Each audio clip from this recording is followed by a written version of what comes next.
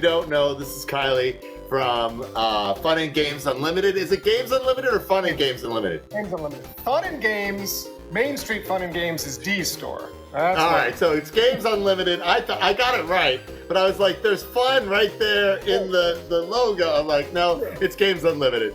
All right. Well, hey everybody, just know that the comments are split between Kylie and I today.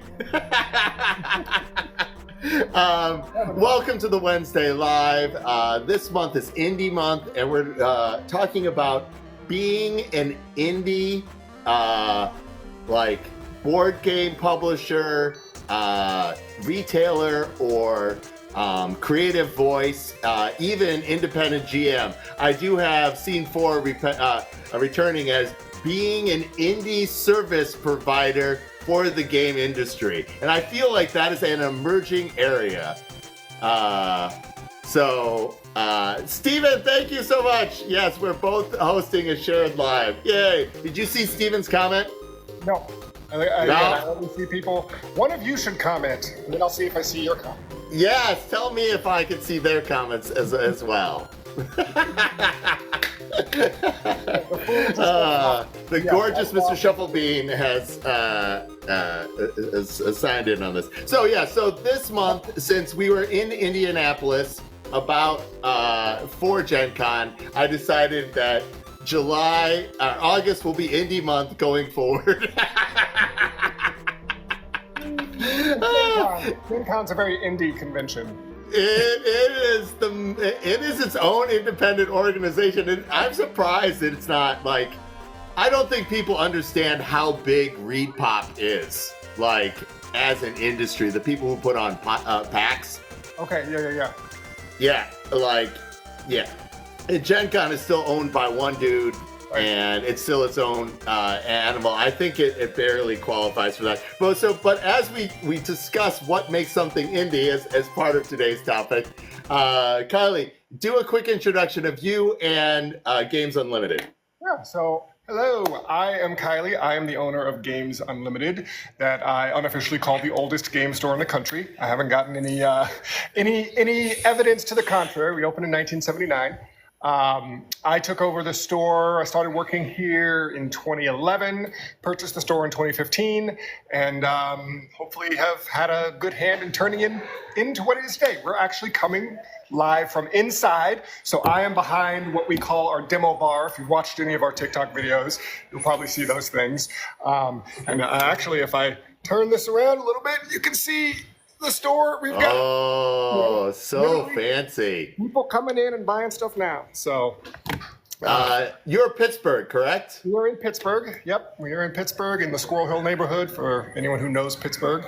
And we specialize in board games and RPGs. Don't really do collectible card games, don't do mini games. And we have a lot of fun. We're trying to introduce All right.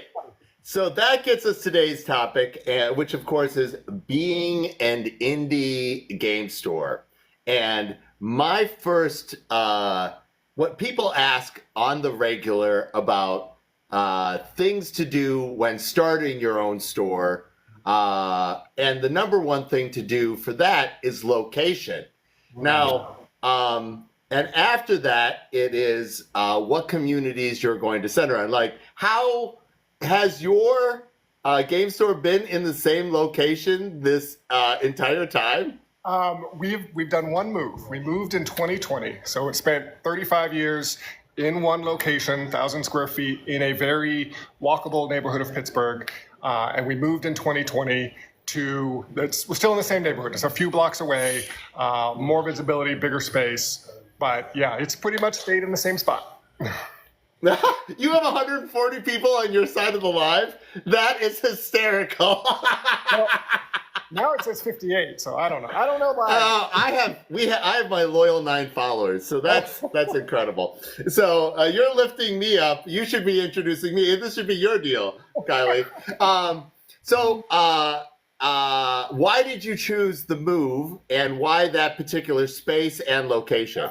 So, like I said, we were in about 1,000 square foot location, very much what I would consider the classic board game store or game store, very, very dark, very close, dingy.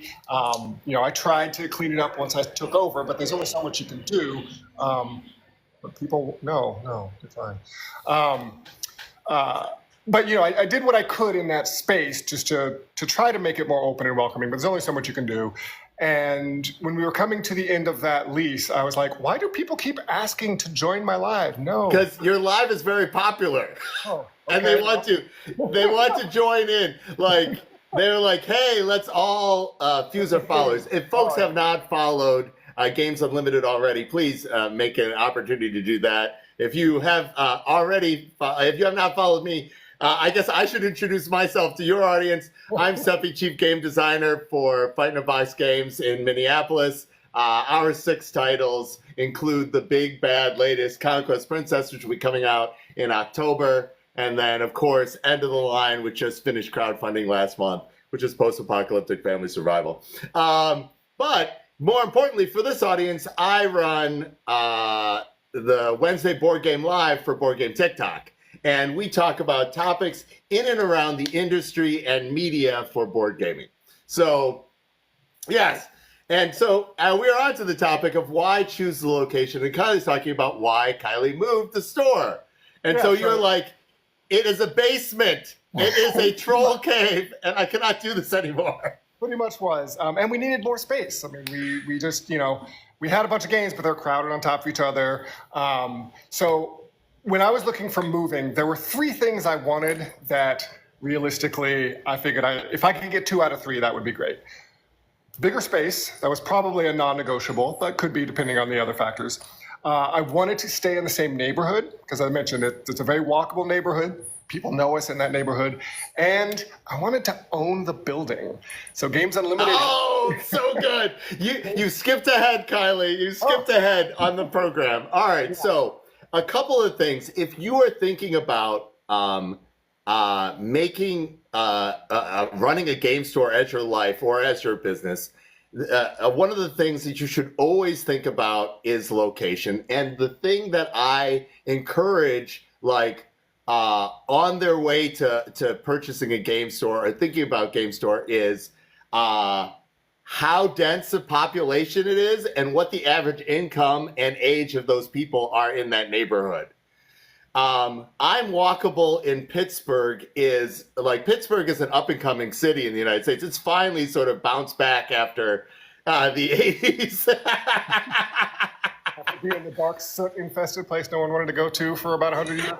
Yeah, it was like the steel industry leaving left a lot of pollution. So, I'm from Detroit, right? I feel like I'm allowed to talk about this, but I have enough heavy metals from raving in the south side of Chicago in the industrial areas of Detroit that I set off metal detectors in the airport. Seriously, this is a very serious thing. But so you have to think about who's able to walk to your store or who's able to get to your store easily is a major factor for choosing the location that you do. Well, part of it's going to depend, because you could go one of 2 ways with the kind of store, the kind of business you want. Yes, if you want to be attracting lots of new people, you've got foot traffic, you're going to be sort of exposing yourself to new gamers and that sort of thing, location hugely important. But I know a lot of very successful game stores who are in industrial areas of the city. They're very much destination stores. Yes! Right? Yes! So if you're going to build yourself up as particularly maybe you're the regional magic headquarters, right? People are coming to you for tournaments and things like that. Location is less important because you're expecting people to know who you are and want to come to you. So they're going to go. I would say the type of location is differently important. Yes. I would think you would still want to be central to your metro. You want the biggest, nicest space for the cheapest per square foot that you can have. And it is about drawing people to your event center. Like the FFG Event Center is in the warehouse district of Rosedale, in North Minneapolis burbs, inner ring burbs, but it is still very much central and inner burbs for a reason. That is, so the type of store that you want to have is definitely another location, and that has everything to do with the kind of communities that you want to support. And Kylie had already said, I cater to RPGs and board gamers. Right. I don't do the other two lifestyle games, which are CCGs and miniature gamers. Yeah, and so like knowing who that audience is a big deal. Did you make that choice? Was Games Unlimited originally like a hobby store with trains and other things from 1979 and models, or was it always like chess, backgammon, Risk? Like what would you like?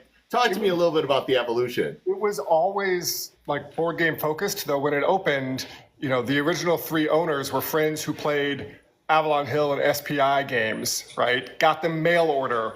There weren't places in town to buy that sort of stuff. So they wanted to make that available to people. Now, soon after they opened, they discovered Dungeons and Dragons.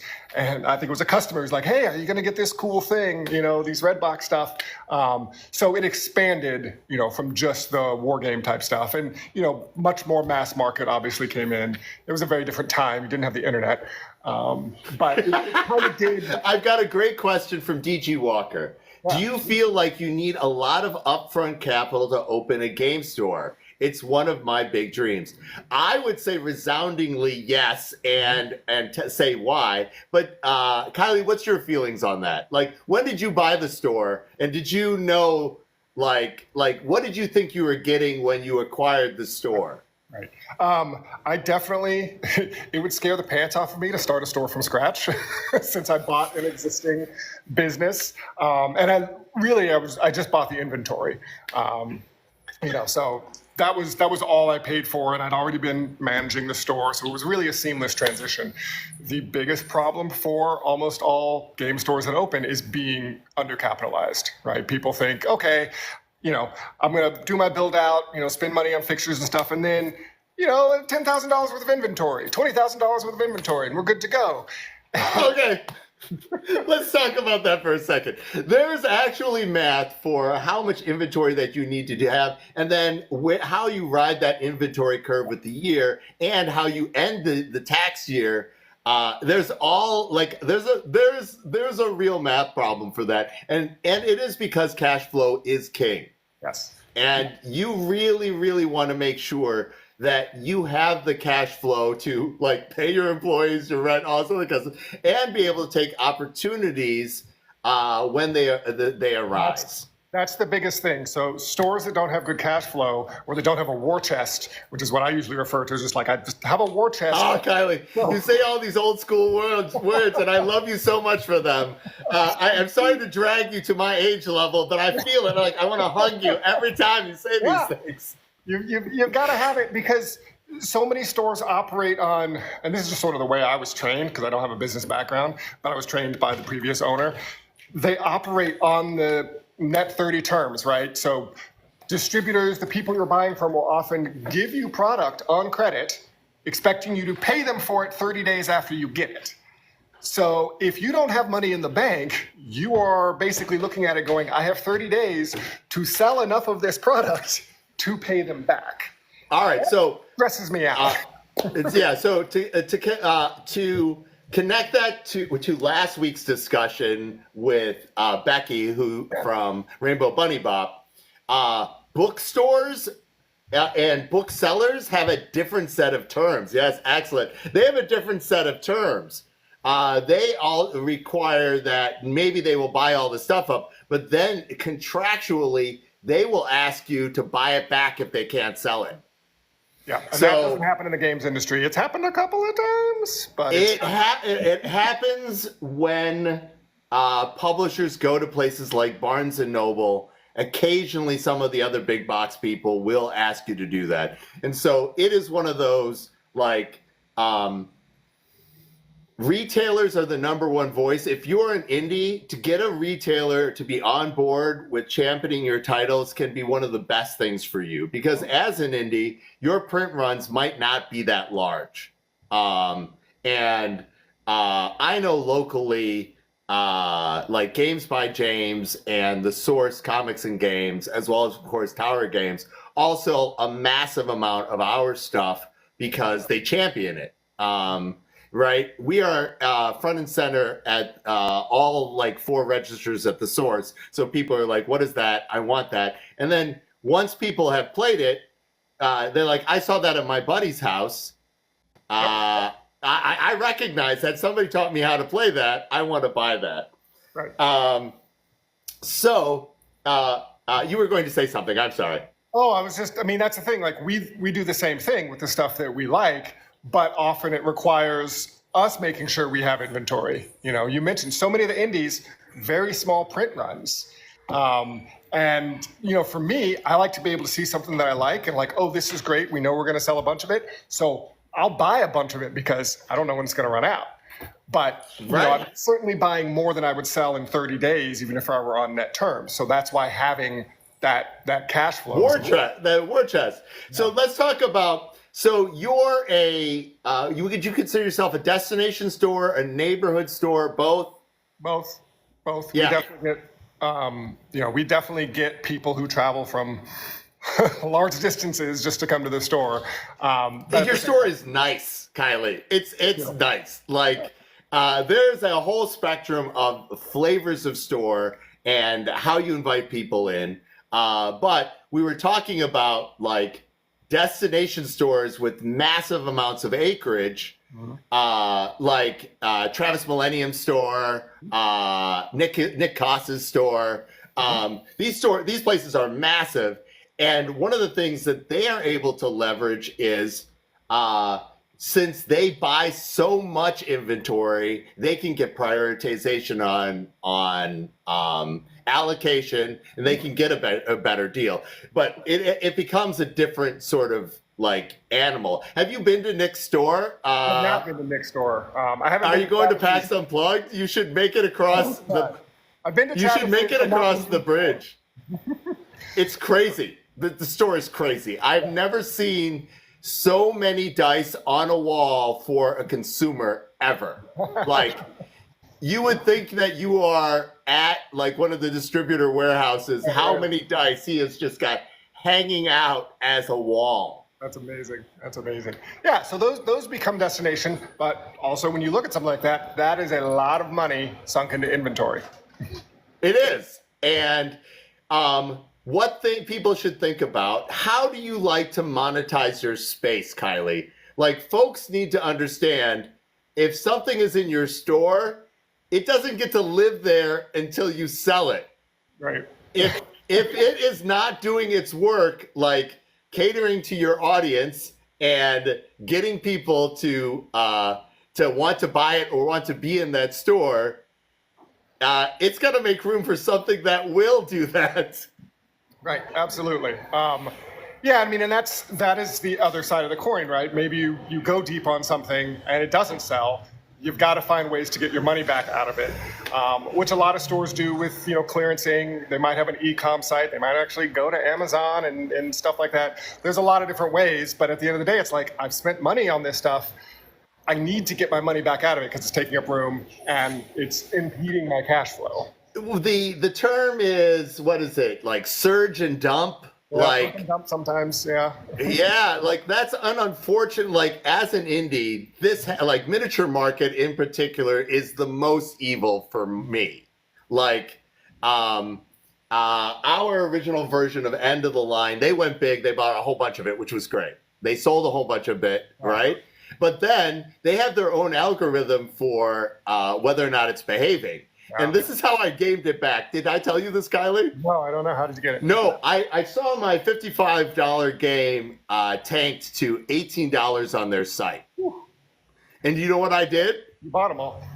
No, I did. I could have bought them back. But worse, I sent our local fans who love the game so much, who are like, for $20, I will buy 2-3 more copies. And they all hit the site like when I announced it, and they drove that price back to a respectable price. They're like, "Oh, that's a thing. That's definitely happening." Yeah. Yeah, I mean, that's a thing where I hate to say it, but sometimes I'm like, there's a lazy approach to purchasing where you don't do a lot of your own research. And I've been doing this a long time, so I feel like we have a pretty good sense of how much of a product to bring in, because I don't want to get stuck in the situation where I have so much of it that I can't get rid of it quickly and easily. We don't actually clearance things. We do a lot of used games. So, often what will happen is if I can get, if this product's not moving and maybe I've got a case left, I got 6 left. Well, a few of those can go on the used shelf. We do mystery games at the end of the year. I've got ways to get rid of them without literally slashing the price. And again, I have an e-com site, but I'm not a big e-com site. So I don't have a way to knock a $50 game down to $18 and blow it out because at the end of the day, I'm not going to have that many copies of it. Right. So there are a lot of reasons for people to try to turn the cardboard back into cash. And thinking about cash flow and what you need to do to make room for it in your store, right? If you've had to dust this too many times, or this is a bad fit for the kind of people who are walking in, that's a real deal. So Somebody asked, why do board game prices on why do board game prices on buy versus demand? That's a very hard question. Obviously, Amazon Miniature Market adjusts prices based on how many are available and what they see the traffic. Micro algorithmic level. Yeah, algorithmic level selling for and if you do enough volume of anything that can be profitable, right? That's what Amazon tends to do. But for small people, that's hard. Right, you're right. I mean, one of the things, when you're running a business like this, you have to decide what margin, what percentage of money do you need to make off of every item that you sell, right? And that calculation goes into everything I bring in. There are games that I really like, but their margins aren't great. If I were to bring it in, I'd have to sell it for significantly more than MSRP, which sometimes I do if I know my customers will pay it. But at the end of the day, this business doesn't operate on, making $1 off of a $50 game, right? Yeah. All right. Let's also talk about that in monetizing your space and one of the traps for game stores. I think this was articulated best by Jamie Matthey from Red Raccoon. Often, the people who spend the most time in your shop are spending the least amount of money and are the most vocal to you. Well, I mean, I hear that's true. So I don't actually have event space. I don't Yes, this is what I'm talking about. Your space is all working space. Right. It's all working space. And a lot of stores realized this during the pandemic, right? That they were still making money. People were buying stuff, even though they didn't have a place for people to come and play. So it's changed a lot of the mentality because the old way of looking at things for retailers was, why is someone going to buy from you when they can buy it cheaper online? Well, they buy from you because you give them a place to play. What Jamie was saying, and a lot of people were saying, is realizing there's a lot of people who come out and play and don't spend a dime. So what's the point, right? There's different ways of thinking about third space theory. If some of the people third space theory. Oh God, I could hug you, Kylie. I could hug you. Let's talk about third space. Yeah. For the folks who don't know, I don't have to explain it this time. Kylie, explain third space theory. The best. That people tend to exist in 3 spaces. The first space, your primary space, is your home. That's where you hang out, you sleep, where you hang out. Second space is work, because you spend a lot of time at work. Now, the pandemic and remote work has changed a lot of that, made them kind of one and the same. But the third space is where's this other place that you go? That's not your home, not your work, that you hang out. You go down to the pub. Are you part of a bowling league? What are these third spaces? So the idea behind third space theory in retail is, hey, create an experience, create a place that people can come and hang out. Because if they're hanging out there, they spend money there. Very much true of pubs, right? You're hanging out at the pub and you're buying a beer and you're doing stuff. Yeah, so the other thing that's an added level to that is where instead in work and home, you're part of a hierarchical structure. In the third place, you have to be recognized as just an individual as yourself participating in the group. Yeah, I like that. So I love third place theory. It's great. Oh, Kylie, stop teasing me with all this like social planning nerd stuff. I'm very excited. So Steven was talking about supporting his local store by walking out with coffee and snacks and other kinds of things. And there's a lot of reason why game stores vend. Do you have like significant vending? No, because you don't have play space. I don't have play space and I'm not a cafe. That's the thing. Vending is, and a lot of game stores do it, and a lot of customers are like, yeah, this is how I support them. It's a completely different business model. Making money off of food and drinks is a completely different business model than selling retail. For a long time I thought about, should I do a cafe? And I'm like, I don't want to do a board game cafe because I don't want to run a cafe. If you want a board game cafe. So it doesn't. And you said the person's name was Steven. I hate to break it to you, but buying sodas and snacks is not keeping your local game store in business. He's buying a fancy latte. So if they're more cafe oriented, then yes, right? That's a different story. But then I'm saying they are a cafe. They've built their business model based on selling drinks and food, which is a different business model than selling games. All right, so we're towards the midway, and Kylie's already been fantastic, hitting all my academic nerd fantasies all at once. But we're talking today about being an independent game store in the gaming industry. For folks who don't know, this is the Wednesday Board Game Live. We do this every week. I pick a topic for the month, and we explore it. Today's guest, of course, is Kylie from Games Unlimited in Pittsburgh, and we're discussing the ins and outs of running your own game store. One thing that I like to remind people is you need to be able to survive your dream, and you need to be able to understand your place in your dream will change. Did you, you've had your game store for a while, did you read Gary Ray's book? I did, yes. And what did you think of Gary Ray's book? And folks don't know, you should think about favorite local, friendly local game store by Gary Ray. Get it on softcover. It talks about how to open a game store and get to middle income. But go ahead, Kylie.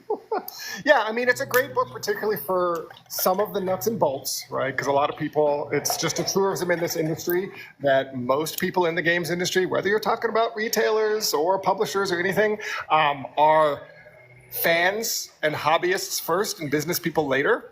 So getting a good overview, which Gary does, is important, as well as, he goes into some of those pitfalls, the things, once you open a game store, you never get to play a game again kind of idea. And if you are at the game store and playing a game, your employees think it's okay to come and interrupt you and make you work. Mm-hmm. Yeah. So no, I think it's a great book. There've been a couple other books out there that I've read, but it's definitely a good starting place. Yeah. Gary's shop is Black Diamond Games out in California, right? Yes, that's correct. Yeah. I would definitely check it out. So the industry is small, and the legacy of people growing up in other people's organization is a real feature for gaming. Okay. Mm-hmm. So we're going to talk about two things. We're going to talk about Atlas Games, and we're going to talk about Black Diamond Games. So in Gary's book, he talks about having to stop working the counter at his game store, and when it was successful enough for him to spend time other things and to be a different person in his own store. Well, his manager at the time, who told him to stop being behind the counter, is now the head buyer in the whole for ACD. Mm-hmm. Mike Parker's great. So for the whatnot. Simultaneously, Atlas Games,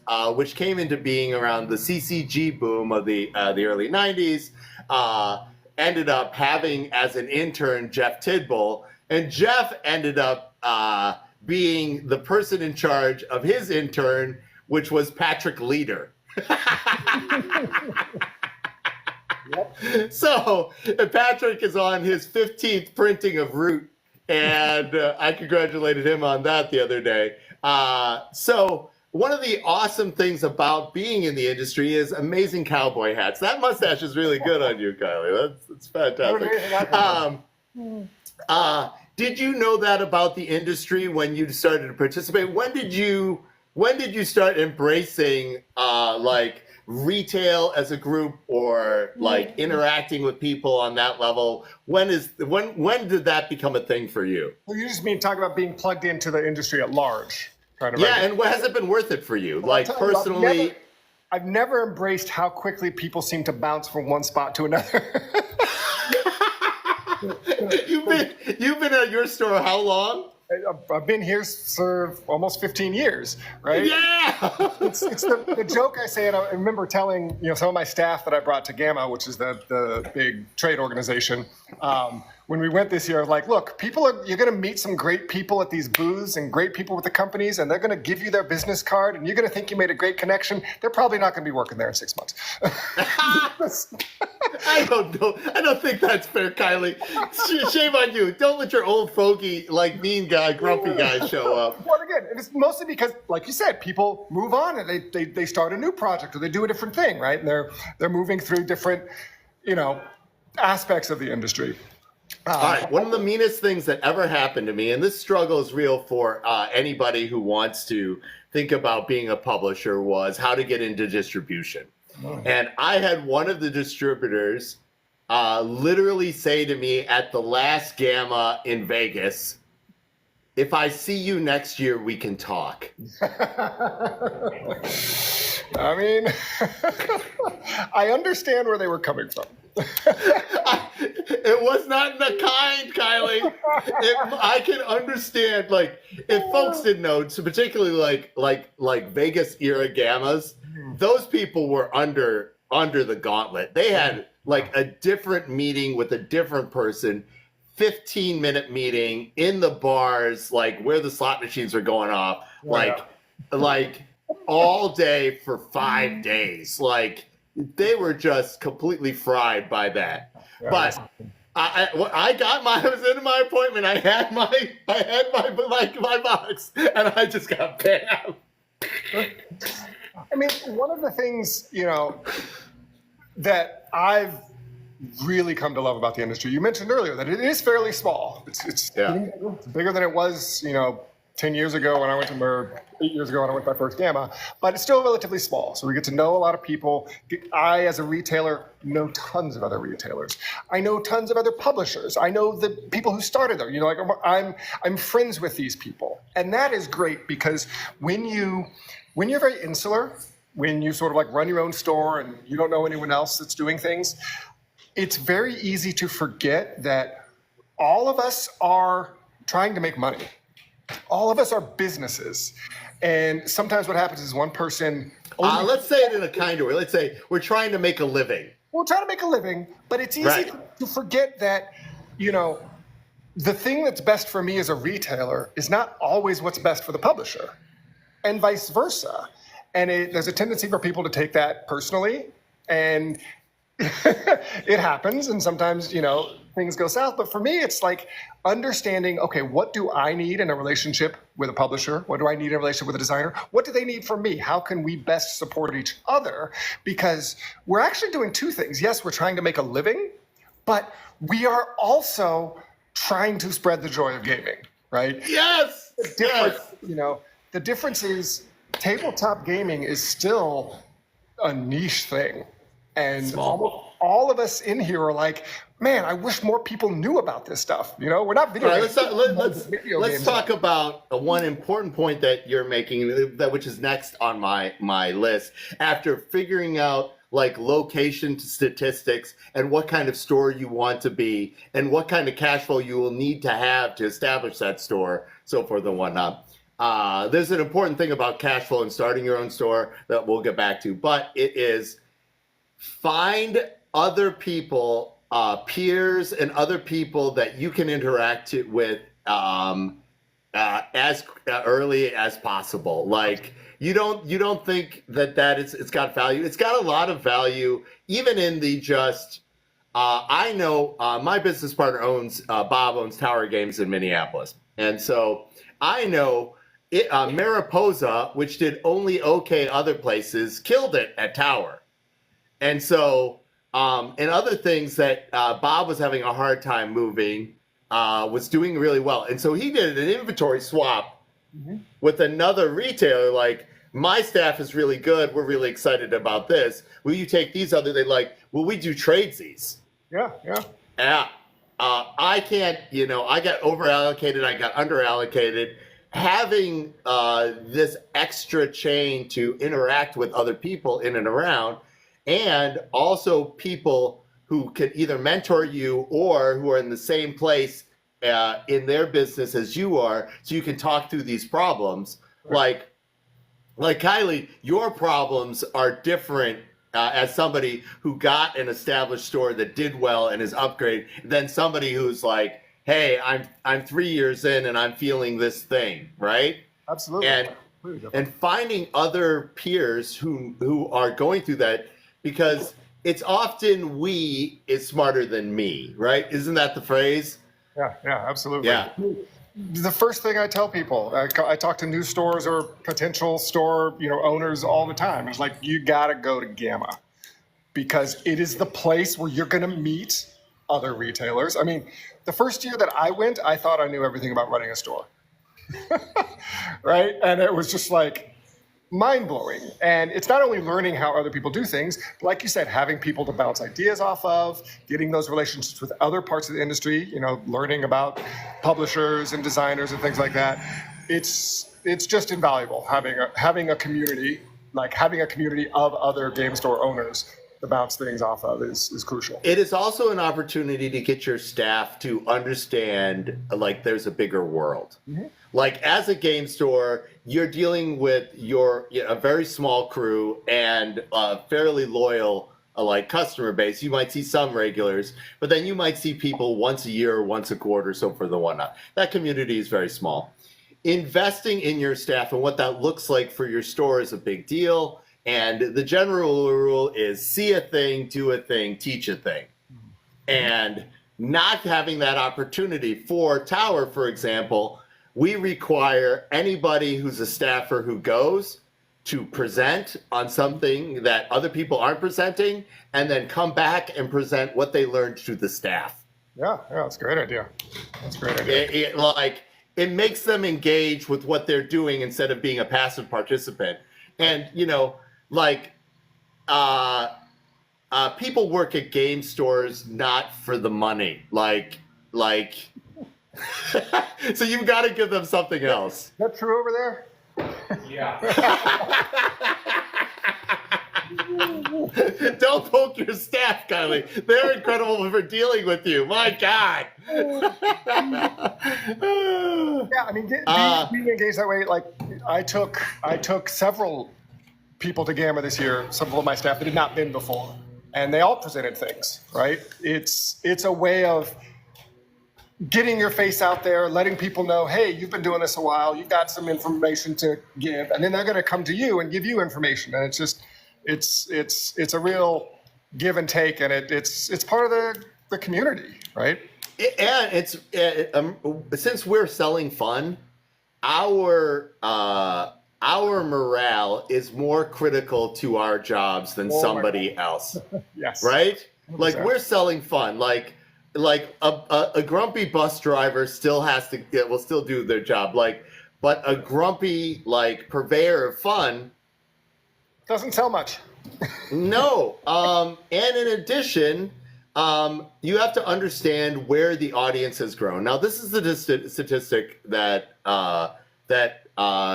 I like to have people embrace, especially if they're starting a new business, which is gaming has more than doubled in size since 2020, and the largest segment of those gaming are women who identify as games.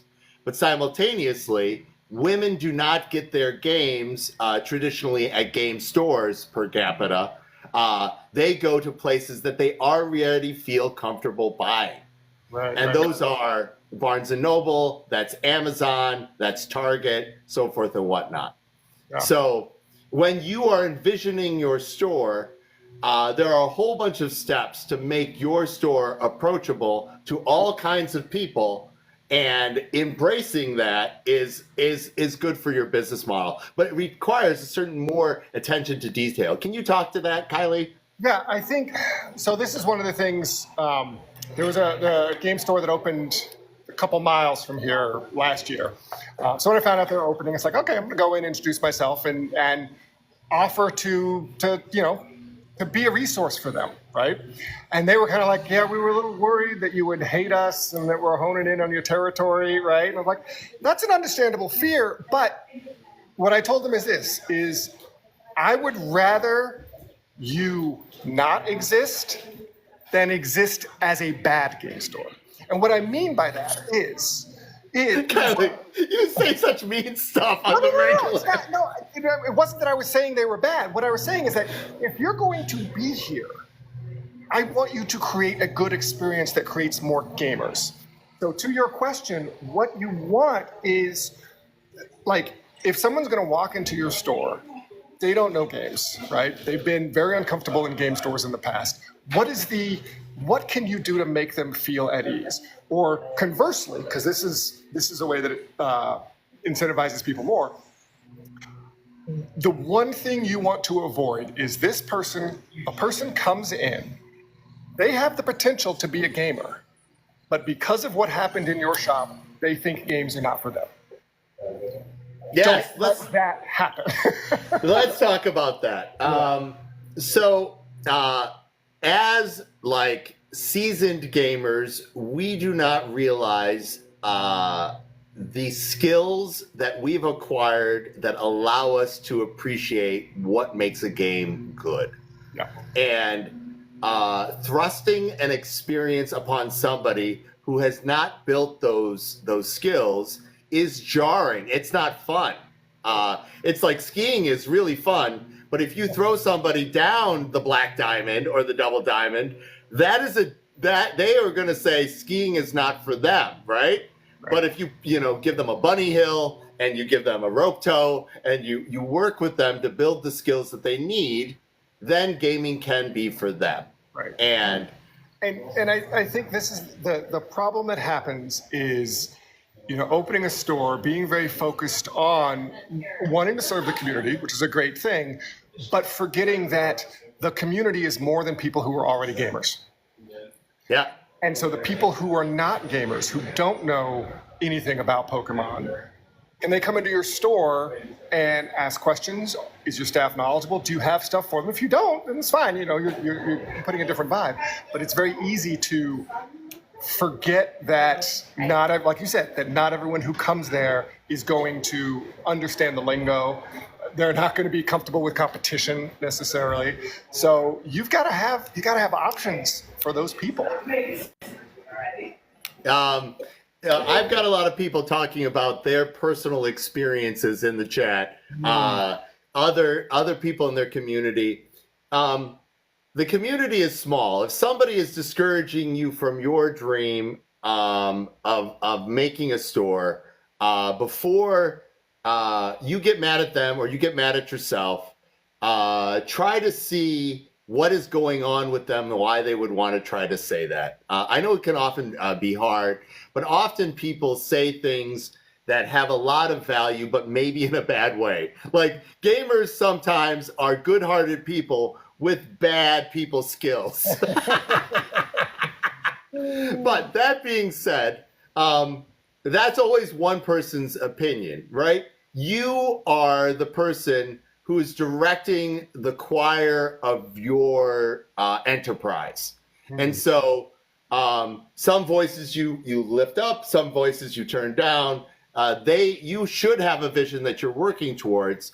And if that vision is a business, you need to make sure that you know how to survive that business, how you survive the evolution of that business, and what kind of like milestones that you should be hitting with goals to know whether or not you're succeeding. Okay. So here's a hard one for first-time stores. Okay. A first-time store shows up. They might not know what to buy. They might not know what kind of things to stock.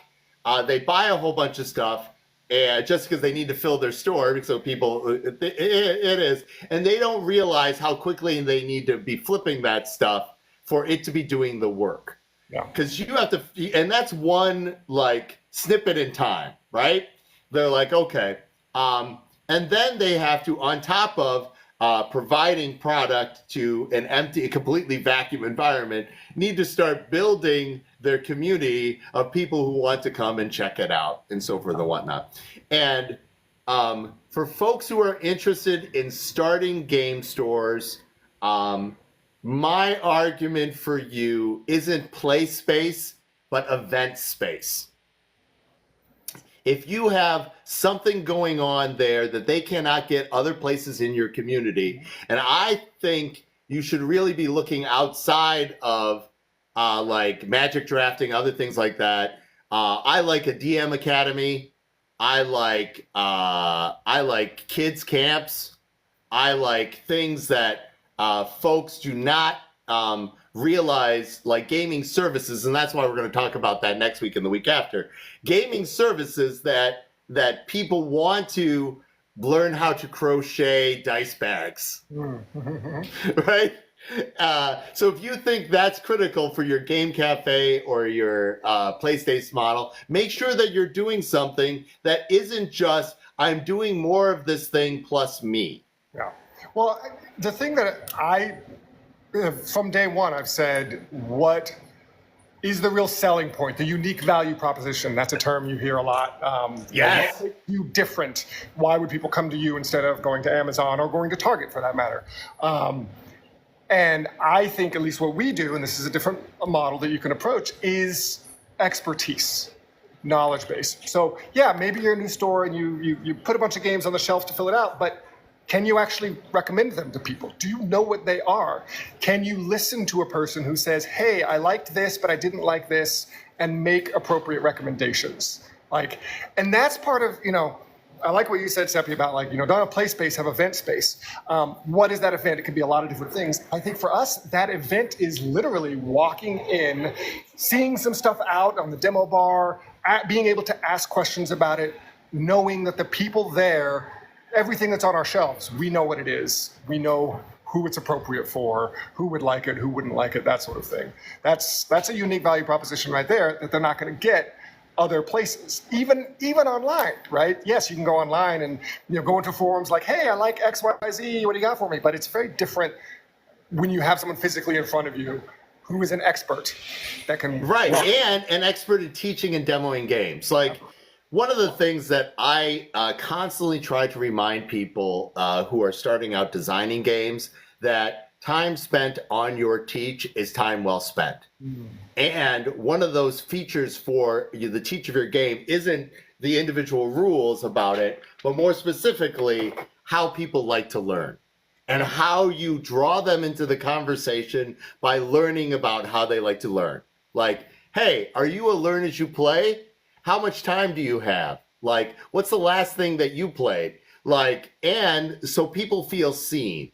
When people feel seen in the right way, they feel safe. And if they feel safe, they're able to have fun. Absolutely. Learning is a major barrier. Why is gaming such a niche thing?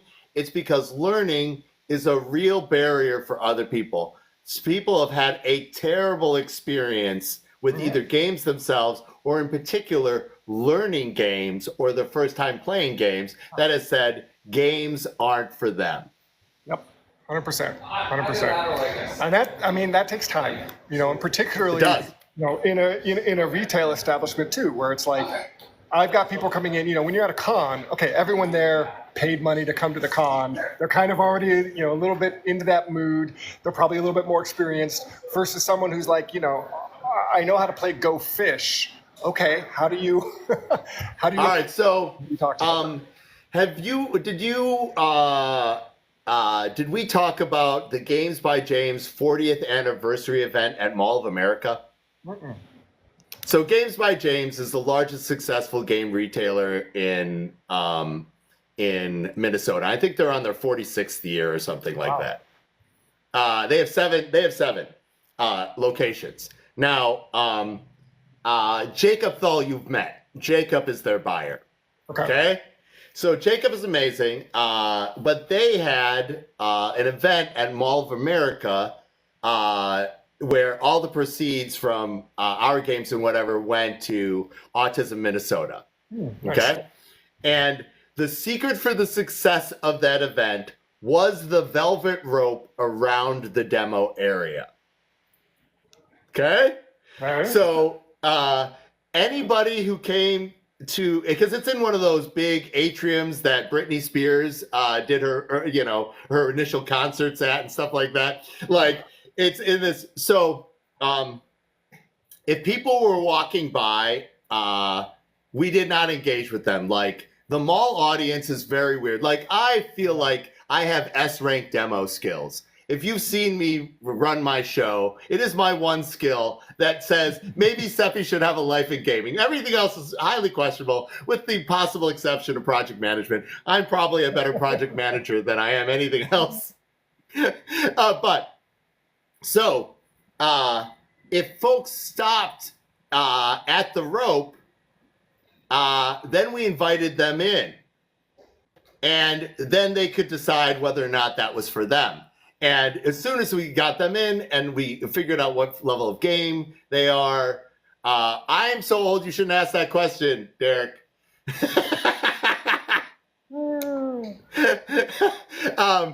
As soon as we got them into the space, the roped off space, they knew that they would be approached to ask games, learn more games, and so forth and whatnot. And so this idea of space, like, I am giving permission to you by waiting at the velvet rope that's on the outside of this to be invited. I am in the space now. You can approach me, right? I am sitting at a table. You can teach me, right? And understanding where that, it's very Paco. Like, what is the retailer like who wrote the guide on it? Who like don't interrupt somebody when they're making decisions. Certainly don't bump them. Isn't that Paco? Oh, yeah, I know who you're talking about. Yeah. Yeah, that's another. Yeah, absolutely. But so understanding where people are on their journey and giving them the invitation to step one step closer. Yep. And some of those for different groups are hidden. The number one thing that I hear again and again from guests on the live and women in gaming is, if I go into a space and I don't see any other women in that space, I leave. Sure, yeah. Because the statistics are bears in the United States kill one person a year. Would you rather be in the forest with a bear or a man? Like cattle kill 24 people a year, 15 intentional. Like this is a real thing. Understanding. Obviously, that statistics is a little bit like how much time do people spend around both of those things. But when you flip it, it's definitely its own animal.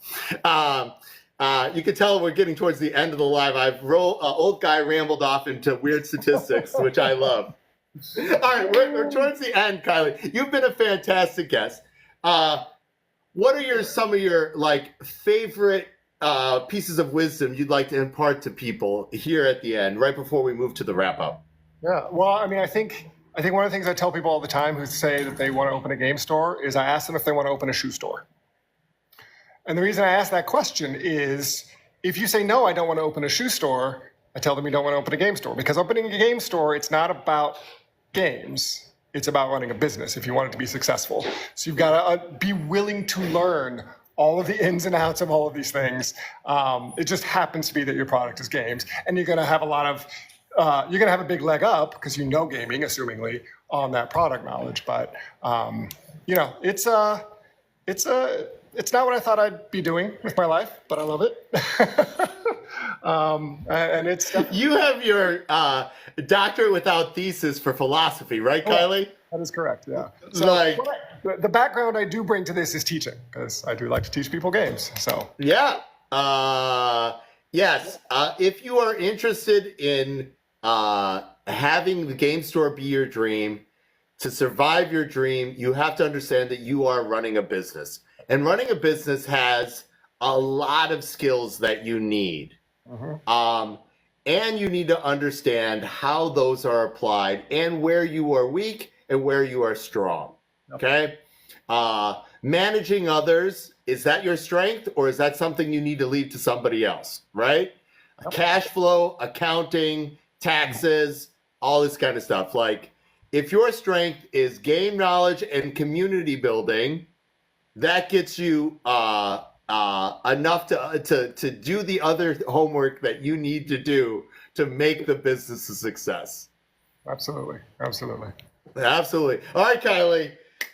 What can people expect from you coming up in the next X number of months? Where can they see you? Where can they hear from you? Yeah, I mean, obviously our TikToks, we're posting stuff every day. Yeah, you are. More and more of my staff involved. They're really on board with this stuff. It's been a lot of fun. You know, you talked about, Gary Ray saying his manager's not letting him behind the counter anymore. I'm not let behind the counter anymore.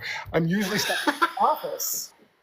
The TikToks are my way to feel like I'm engaging again, right? It's important to engage again. It's also important to understand that you're going to evolve through multiple places of your business, and that you're going to have to teach people the places that you have been. So pay attention, right? It is a real good. I love your TikToks, even when you say, I don't want to carry your Kickstarter yet. Kylie, by the way, did you get the solicitation for Conquest Princess from GTS or ACD? I don't think I have gotten them yet, but I do plan to bring it in when it's available in distribution. Yeah! I have to go to Pittsburgh with my creative director, and you have an event where I'm teaching all our games at your game counter. I will make that happen, Kylie. We will definitely make that happen. Yeah. I am committed to this. I will. I'm in it for the biscuit. All right. For folks who want to see more Fight in a Box related stuff, we're figuring out Gamehole, whether or not our head of conventions had to step down and leave our organization because of tragedy. So that left us in a weird place for Gamehole. We're definitely going to do PAX Unplugged coming up. If you are a participant in the crowdfund for Conquest Princess, stay around. We have updates as we are in the middle of a shipping crisis. Oh. So I'm managing that. After this, I'm going directly to talking to my my freight people so that I can get it from other things. It's never done. Otherwise, I'll be shipping crisis happened to us retailers as well. We're demoing a game this Sunday that it doesn't look like we're going to have the product in by then. It's like, no! Still happens. No! Happens to us all. No! Yeah, understanding, like, one of the reasons I take project management very seriously is anything that's calendar-based, that pain rolls down. Right? It creates more delays. It creates more delays. Like, it echoes out through time, and it is absolutely the worst. All right, so next week we're going to talk about being an independent creative in and around gaming, and our special guest will be Mr. E. And Mr. E is obviously a TikTok channel, but also produces a radio series and also does audiobooks. So we're going to talk about being like independent voice actor in and around the industry and how those two things link up. But then on the last Wednesday of the month, we're going to have Scene for Sean back, and we're talking the budding industry of game services, as his primary source of income is being a professional game master. So we've got a lot of weird stuff on the way. Kylie, thanks so much for being an amazing guest on the live. You can message me. You can go, never again, Seppy. You're empowering my staff to do bad things. Like, With that, any final thoughts, goodbyes for the audience? No, I'm glad there's so many people that are interested in topics like this. It's great. And that we have someone like you, Seppy, to help wrangle all the cats of people to give people great advice. You are a fantastic resource for it. People should understand that you're going to say it in the Kylie way because you say things in a mean way, but you have a great heart, and I love you for that. I, too, am a person who tends to say, like, I think one of the things somebody had asked me to critique one of their games this year, and I feel really bad about this. I literally said, this game design would be amazing for 1970. Ouch. And sometimes I'm like, I didn't mean it. I wanted to be encouraging, but I was like, it's not good. No, Seppy, don't do that. Absolutely. So, all right, Kylie, say goodbye and then I'll close up. All right, take care, everyone. As always, thank you for hanging out for the Board Game Live. Show up next week, same bad time, same bad channel. And until then, stay safe and have fun. Bye, everybody.